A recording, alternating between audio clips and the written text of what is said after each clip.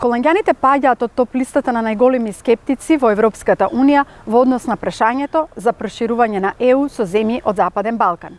Овде во Хаг Агенда 35 присуствува на презентација на извештајот кој што покажува како и зошто настана оваа промена во ставот на Холандија, но и како Република Северна Македонија може да го искористи ова на својот зацртан пат кон Европската Унија.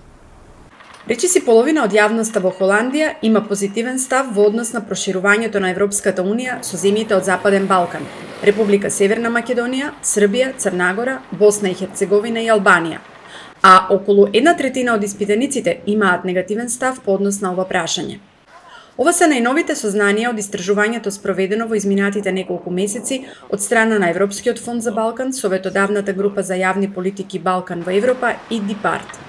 Освен значителната подршка која ја изразија холандските граѓани и креаторите на политиките, за нив проширувањето на Унијата во овој дел воопшто не представува прашање од голема важност.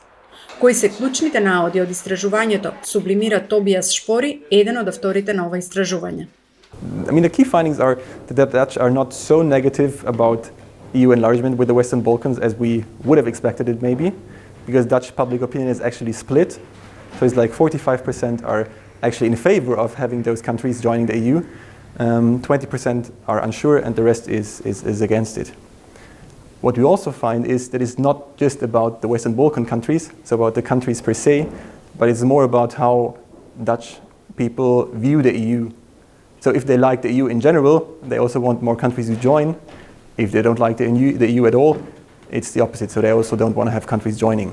I mean, if you look at like data collected from previous waves, I mean not our data, you can really see that there's a big jump in Dutch public opinion. For instance, if you look at the Eurobarometer, so a different data set, you see that there is a major jump of now 25% more of the Dutch public think that those countries, like future enlargement is a good thing. So you see a big shift in public opinion in the Netherlands.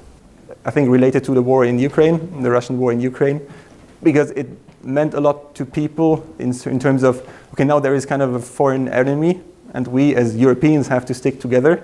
And the more countries we have, the stronger the EU is.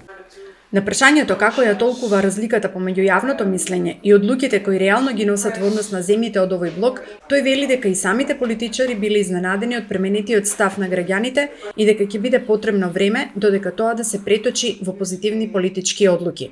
Големо влијание врз попозитивниот став имаат и личните конекции со луѓето од Балканот.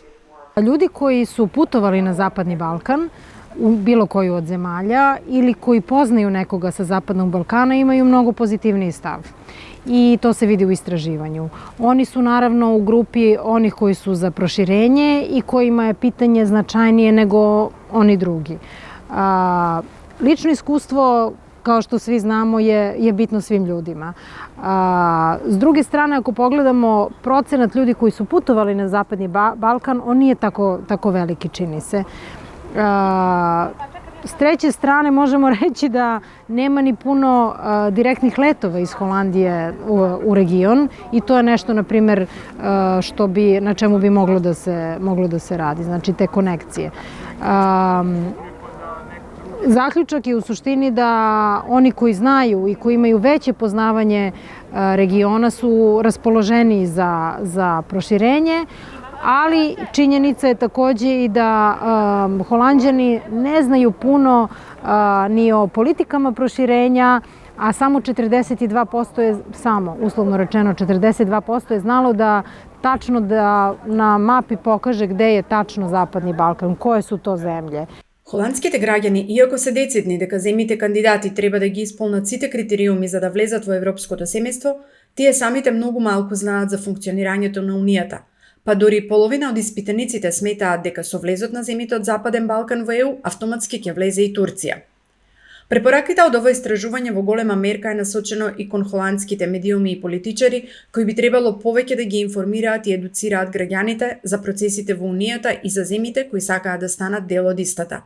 Затоа што и самата Унија ќе има бенефит од проширувањето. On the other hand, I'm not surprised because I believe that if you get the time to explain also to many Dutch citizens why it is important not only for the people in the Western Balkans to be able to join our community of values, but why it's also important for the Netherlands itself, why we can benefit from it, because we will benefit from a larger zone of democracy and stability. We will benefit from easier access, easier trade, easier communications in the whole European Union. And third, maybe most important, we will benefit of a stronger bloc, because in this world, it's a geopolitical necessity to have as strong and big as possible bloc of democratic and states that are based on the rule of law, based on our values.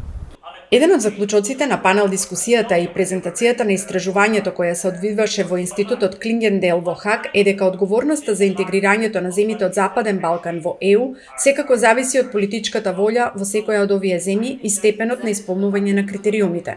Но неспорна е и одговорноста и важната улога на Холандија како земја членка со право на вето во помагање на овие земји побрзо да ги завршат реформите. Неспорна беше и констатацијата дека терминот Западен Балкан не е најсреќниот избор, затоа што секоја од земјите има свои специфики, но и различна позиција на патот кон посакуваното членство во Унијата. Истражувањето има за цел да ги поттикне медиумите, истражувачите, граѓанското општество и владите во регионот и ЕУ да ги употребат овие податоци во креирањето на националните јавни политики кои ќе бидат во дослух со јавното мнение во овие сложени времења на регионално, европско и геополитичко ниво.